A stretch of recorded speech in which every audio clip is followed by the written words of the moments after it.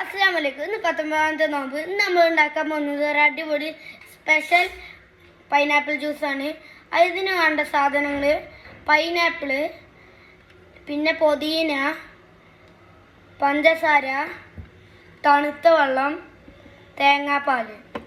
അപ്പം നമുക്ക് ഇതൊന്ന് അടിച്ചെടുക്കാം.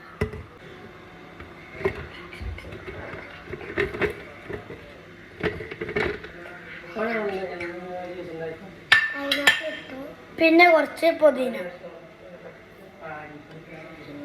പിന്നെ തേങ്ങാപ്പാൽ, കുറച്ച് പഞ്ചസാര.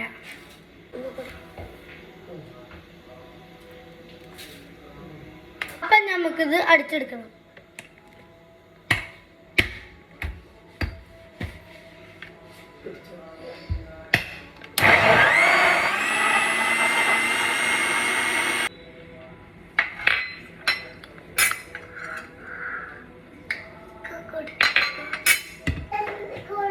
അങ്ങനെ നമ്മള് പൈനാപ്പിൾ ജ്യൂസ് റെഡി ആയിട്ടുണ്ട്.